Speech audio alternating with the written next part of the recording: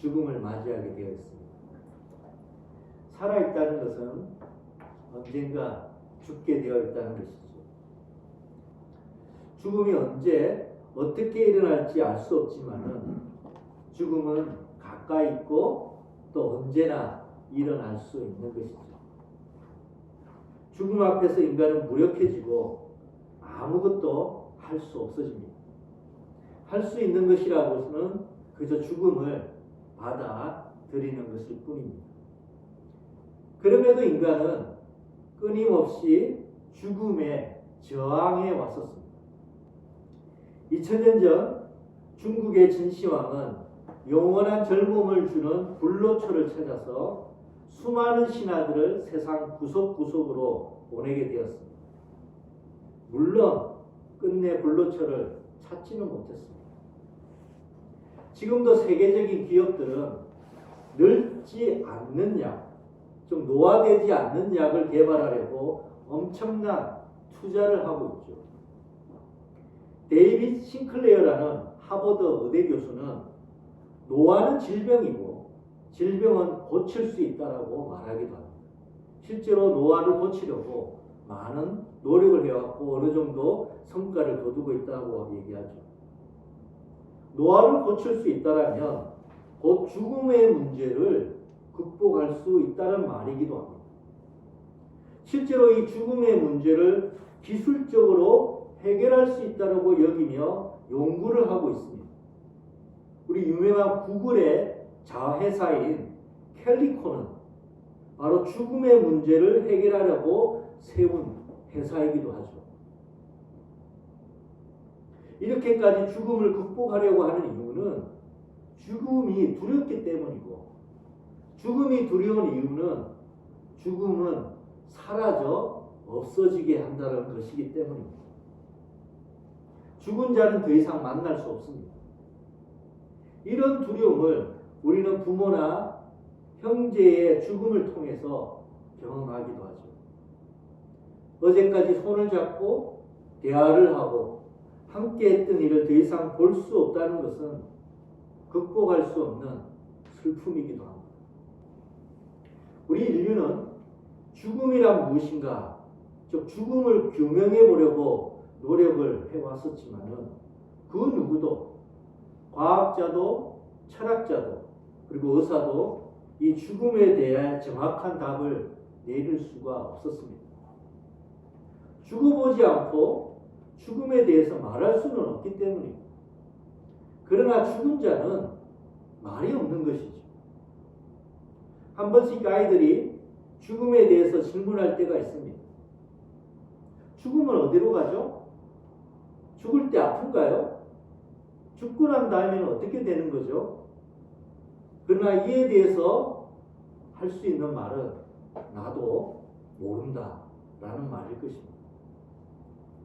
죽음 이후에 대한 삶에 대해서 과학적으로 증명된 바가 없습니다. 죽은 자는 말이 없고 죽음을 실험해 볼 수도 없기 때문인 것이죠. 죽음은 인간 한계 너머에 있고 죽음은 인간의 능력으로 파악할 수 있는 것이 아닌 것입니다. 죽음은 인간 밖의 신의 영역이고 죽음은 신의 말씀의 영역인 것이죠. 다른 말로 한다면 믿음의 영역인 것입니다. 결국 죽음 이유가 있다는 것을 믿을 것인가, 죽음 이유가 어떠하다라고 믿을 것인가 라는 문제일 것입니다. 그래서 이 죽음에 대해서 말해주는 것이 바로 종교인 것이죠. 종교는 죽음에 대해서 이 답을 내려주고 있습니다. 우리 기독교도 죽음에 대해서 말하고 있습니다. 그렇다면 기독교는 이 죽음에 대해서 무엇이라고 말하고 있을까요? 기독교인이 된다는 것은 기독교가 죽음에 대해서 말하는 바를 믿겠다라는 것입니다. 성경은 죽음이 끝이 아니다라고 얘기를 합니다. 죽음이 마지막이 아니고 죽음 이유가 있다라고 성경은 말하고 있죠. 성경은 부활이 있다라고 증언을 하고 있습니다. 우리 기독교인에게 있어서 중요한 신앙은 다름 아닌 부활 신앙인 것입니다. 죽음 이후에 다시 부활할 것을 믿는다는 것입니다. 그래서 우리는 방금 전에 사도신경 마지막에 몸의 부활을 믿습니다 라고 우리는 고백했던 것입니다. 교회는 바로 이 부활을 믿는 자들의 모임인 것이죠. 죽음 이후에 부활할 것을 믿고 이 믿음을 함께 고백하며 격려하는 사람들이 같이 모인 곳이 바로 교회인 것입니다. 그렇기 때문에 우리는 주일날 모여서 몸이 다시 부활할 것을 믿습니다 라면서 한 목소리로 고백하며 우리가 서로 격려하며 이 부활을 바라보며 소망하는 것입니다. 이 교회가 만들어진 게 된 것, 이 교회가 형성되게 된 것은 바로 이 부활에 대한 확신이 있었기 때문인 것이죠. 예수님의 제자들은 예수님이 십자가에 달려 돌아가신 것을 보면서 충격에 빠졌습니다. 믿고 따르던 스승이 한순간에 허무하게 죽으신 것이기 때문입니다. 제자들의 기대와 또 희망, 모든 것이 예수님의 죽음으로 다 사라져 버렸습니다. 예수님도 죽음 앞에서는 어쩔 수 없는 연약한 한 인간일 뿐이었던 것이죠. 제자들은 그 누구도 죽음을 이길 수 없고 죽음을 받아들여야 된다는 것을 다시금 절감하게 됐던 것이죠. 예수님은 십자가에 달려 죽으셨고 로마 군인은 예수님의 옆구리에 창을 찔러서 예수님이 죽었다는 것을 다시금 확인을 했었습니다. 예수님의 차가운 시신은 십자가에서 끌려 내려왔고 세마포에 쌓여서 무덤에 묻히게 되었죠. 로마 군인도 예수님의 어머니도 제자들도 예수님이 죽으셨다는 것을 모두가 확인을 했었습니다. 죽음 앞에서는 모든 것이 사라졌고 부질이 없었던 것입니다. 근데 제자들은 얼마 있지 않아서 충격적인 일을 경험하게 되죠. 죽으신 예수님이 다시 살아나신 것을 보게 된 것입니다. 부활하신 예수님이 자신들의 눈앞에 나타나신 것이죠. 죽음이 예수님을 이긴 것이 아니라 예수님이 죽음을 이기신 것이죠. 죽음은 예수님 앞에서 아무것도 아닌 것이 되어버렸습니다. 인류 역사 속에서 그 누구도 벗어날 수 없었던 강력한 죽음의 힘이 예수님에게서는 힘을 쓰지 못했던 것이죠. 죽음이 예수님에게 굴복당한 것입니다. 예수님에게 있어서 이 죽음은 그저 하나의 문일 뿐이었던 것입니다. 열고 나가야 될 문일 뿐이었던 것이죠. 부활로 나가기 위한 열고 나가야 되는 문일 뿐이었던 것이 바로 죽음이었던 것입니다.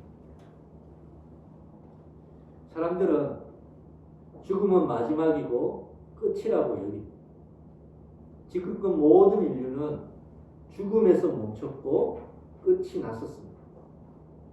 죽음에 대해서 어떤 믿음을 가지고 있었는지 모르지만 그 모두가 죽음은 끝이고 죽음으로 다 사라져 버렸죠. 근데 지금 눈앞에 죽음 이후의 실체가 나타난 것입니다. 죽음이 끝이 아니다라는 분명한 증거가 눈앞에 펼쳐졌던 것입니다. 그 누구도 확인할 수 없었던 죽음 너머의 삶, 죽음 이후의 삶이 눈앞에 의심할 수 없을 정도로 확실하게 제자들 앞에 나타났던 것입니다. 교회는 바로 예수님의 부활처럼 우리 자신도 부활할 것을 확신한 자들로부터 시작이 되었던 것입니다. 부활을 봤던 예수님의 부활을 받고 죽음 이후의 삶을 보았던 자들이 우리도 예수님처럼 부활할 것을 확신하며 믿었던 자들이 함께 모였던 곳이 바로 교회였던 것입니다. 그리스도인은 죽음이 마지막이 아니라 부활로 가는 문일 뿐임을 확신하며 서로를 격려하는 자들의 모임이었던 것입니다. 그래서 우리는 이렇게 주일날 모여 부활에 대한 소망을 노래하면서 기뻐하는 것이죠. 그 이전까지 유대인들은 바로 유대인의 안식일을 지켰지만은 그리스도인은 예수님이 부활하신 날 바로 그 주일을 지키며 기뻐했던 이유가 바로 여기에 있는 것입니다. 사도 바울은 오늘 고린도전서에서 부활 신앙이 그리스도인의 신앙의 가장 핵심이라고 강조를 하고 있습니다. 그리스도께서 만일 다시 살아나지 못하셨다면 우리가 전파하는 것도 헛것이요 너희 믿음도 헛것이 될 것이다 라고 얘기를 합니다. 그리스도 안에서 잠자는 자도 망하였으리라. 만일 그리스도 안에서 우리가 바라는 것이 다만 이 세상의 삶뿐이면 모든 사람 가운데 우리가 더욱 불쌍한 자이니라. 부활이 없으면, 죽음 이유가 없으면 우리가 믿은 것은 모두가 가짜라는 것이죠. 부활이 있다라고 믿고 죽은 자들은 그냥 죽고 끝나버린 것이라는 것입니다. 부활이 없으면 부활을 소망하며 현재의 삶을 절제하며 고난마저도 받아들이는 우리들은 바보의 삶을 살 뿐이라는 것이죠. 이렇게 살 필요가 없다는 것입니다.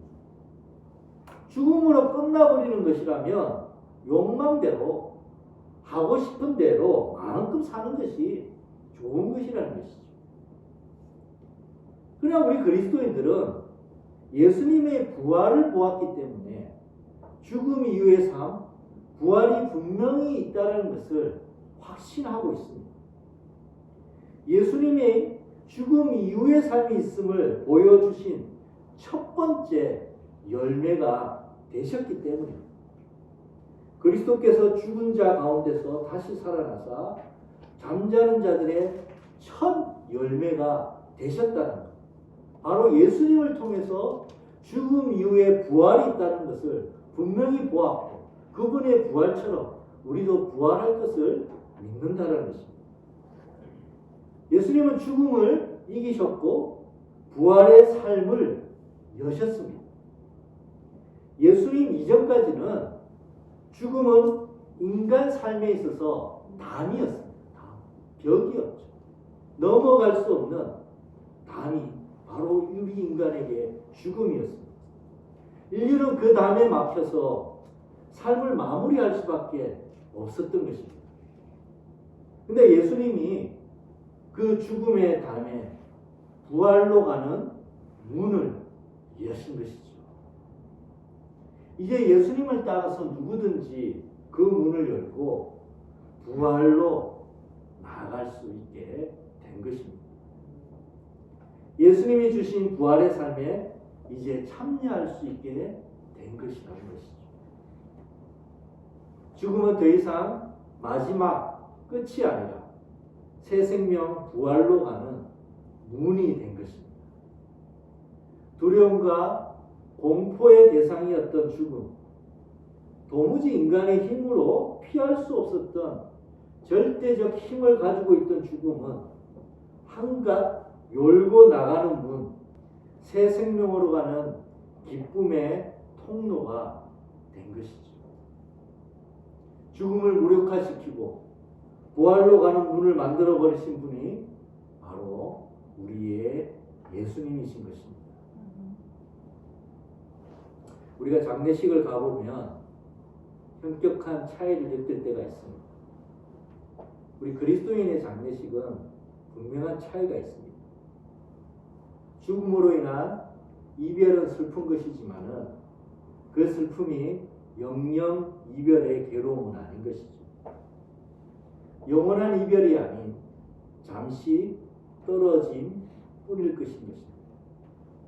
언젠가 다시 만날 것을 알고 부활의 새 생명의 삶 속에서 제할 것을 알기에 흘리는 눈물은 절망이 아닌 소망 가운데 흘리는 눈물인 것이죠. 아마 사도 바울이 장례식에 참여하였다면 다음과 같이 선포했을 것입니다. 여러분에게 비밀 하나를 알려드리겠습니다. 우리가 마지막 날에 호련히 다 변화될 것입니다. 마지막 나팔이 울리면 눈 깜짝할 사이에 죽은 사람은 썩지 아니할 몸으로 살아날 것입니다. 죽음을 이기고 부활의 몸으로 다시 태어날 것입니다. 사망은 졌습니다. 사망은 부활에게 패배했습니다. 그리스도가 사망을 이기고 이미 승리하셨고 우리도 그 승리를 맛보게 될 것입니다. 그러니 주 예수 그리스도로 말미암아 우리에게 승리를 주시는 하나님 앞에 감사합시다. 사도 바울은 성도들의 장례식을 참석했을 것이고 고린도전서 15장의 말씀으로 성도를 위로했을 것입니다. 그리고 장례식에 참여한 이들은 사도 바울의 말씀을 통해서 소망 속에서 서로 격려했을 것이죠. 우리가 전도서를 보면 유명한 말씀이 있습니다. 범사에 기한이 있고 천하 만사가 다 때가 있나 날 때가 있고 죽을 때가 있으며 심을 때가 있고 심은 것을 뽑을 때가 있으며 죽을 때가 있고 치료할 때가 있으며 헐 때가 있고 세울 때가 있으며 울 때가 있고 웃을 때가 있으며 슬퍼할 때가 있고 춤출 때가 있으며 태어날 때가 있으면 죽을 때가 있으며 이것이 인생의 이치이죠. 그러나 울 때가 있지만 웃을 때가 있을 것입니다.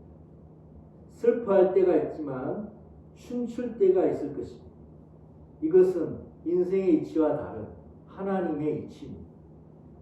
예수 그리스도는 죽음으로 끝나는 인생의 이치를 부활의 새 생명을 주시려는 하나님의 이치로 바꾸신 것입니다. 죽음은 울 때이지만 부활로 웃을 때가 있을 것입니다. 장례식은 슬플 때이지만 부활의 축제로 춤출 때가 있을 것입니다. 하나님은 범사에 기한이 있고 천하 만사에 다 때를 만드셨는데 그 안에는 부활의 때와 새 생명의 때도 있는 것입니다. 믿음의 성도 여러분, 우리 인간은 태어나면서 처음 들어 마시는 숨과 죽기 직전에 마지막으로 내쉬는 그 숨 사이를 살아가고 있습니다. 우리는 태어나 첫 숨, 그리고 죽을 때 마지막 숨을 쉬는 그 사이를 찰나같이 살아가고 있죠. 그 숨과 처음의 숨과 그 마지막 숨 사이는 소중한 일들이 참으로 많이 있습니다. 하지만 우리가 살아가고 있는 이 순간에는 소중한 것이 무엇인지 모른 채 살아가기도 한다는 것입니다. 근데 죽음은 삶에서 소중한 것이 무엇인지를 제대로 보게 해주죠. 죽음이 주는 선물은 삶에서 소중한 것을 소중하게 여기도록 해준다는 것입니다. 인생의 마지막 숨을 앞에 둔 한 남자에게 마지막으로 하고 싶은 일이 무엇인지를 물었습니다. 그러자 그 남자는 사랑하는 아내와 산책을 하고 싶습니다. 아이들과 바닷가에서 앉아 차 한잔을 하고 싶습니다. 라고 얘기했다는 거죠. 죽음은 삶에서 함께한 사랑하는 사람들이야말로 인생의 가장 소중한 것임을 깨닫게 해주는 것입니다. 돈도 명예도 업적도 아닌 나에게 사랑한다라고 말해줄 수 있는 바로 그들이 인생에서 가장 소중하고 값진 것이라는 것을 죽음 앞에서 절실히 느끼게 되는 것입니다. 죽음 앞에서 이 놀라운 사실을 깨닫고 끝나버린다는 것. 그것은 너무도 큰 슬픔인 것이죠. 좀 더 사랑할 것, 좀 더 고맙다고 말할 것, 좀 더 손을 잡고 산책을 할 것, 좀 더 사랑한다라고 말할 것. 죽음이 그 후회로 끝나는 것이라면 죽음은 절망인 것이죠. 그러나 그리스도 안의 죽음은 사랑하는 사람을 더욱 사랑할 수 있는 나를 기약해 줍니다. 삶에서 깨닫지 못했던 것을 죽음을 통해서 깨달았다면 그리스도인에게 죽음은 그 소중한 것을 소중하게 여길 수 있는 기회를 또다시 주는 것입니다. 말씀을 마무리합니다. 어제도 오늘도 내일도 많은 이들이 죽음을 맞이하고 있습니다. 여러 이유로 재난. 전국의 수많은 장례식에는 지금 이 순간에도 누군가의 죽음 앞에 슬픔과 상실의 아픔으로 좌절하고 있을 것입니다. 그러나 저는 죽음이 마지막이 아니라는 것을 믿습니다. 그리스도인의 죽음은 다른 쪽으로 가는 출구일 뿐이라는 것이죠. 모든 출구는 다른 쪽에서는 입구입니다. 죽음은 새로운 삶으로 나아가는 출구일 뿐이고 새로운 삶으로 들어가는 입구일 뿐입니다. 죽음은 다시 태어나기 위해 하나님의 자궁 안으로 들어가는 것이죠. 아이가 엄마 뱃속에서 있다가 상상도 못할 빛속으로 태어나듯이 그리스도인은 하나님의 뱃속에서 그 어떤 빛보다 영광스러운 빛을 보며 새로운 삶으로 태어나는 것이죠. 그래서 그리스도인에게서 죽음은 또 다른 생일일 뿐인 것입니다. 믿음의 성도 여러분, 우리가 누군가를 만나면 안녕하세요, 반갑습니다 라고 인사를 합니다. 그리고 함께 보내다가 헤어질 때 잘 가세요, 고맙습니다, 안녕히 계세요 라고 인사를 하죠. 그리고 마지막으로 한마디를 덧붙이죠. 어떻게 덧붙입니까? 다음에 또 봅시다. 다음에 또 볼 것을 약속하며 우리는 손을 흔들며 떠납니다. 우리는 태어나면서 이 세상과 모든 이들에게 안녕하세요, 반갑습니다 인사를 나누고 있습니다. 그리고 죽음은 헤어질 때가 되어 고마웠어, 잘 지내, 나아갈게라며 인사를 하는 것이죠. 죽음은 고마움을 표하며 잘 지내라면서 손을 흔들며 가는 것입니다. 그리고 또 볼 것을 기약하면서 또 보자라고 약속을 하는 것이죠. 이것이 그리스도인의 죽음인 것입니다. 고마워, 잘 있어, 또 보자. 저는 저의 장례식 동영상 마지막을 웃으면서 인사를 할 것입니다. 그동안 정말 고마웠어. 모두 잘 있어. 그리고 또 보자. 오늘 이곳에 예배하러 나온 모든 성도들에게 부활의 믿음과 영원한 나라의 소망이 예수 그리스도 안에서 충만하시기를 예수님의 이름으로 축원드립니다.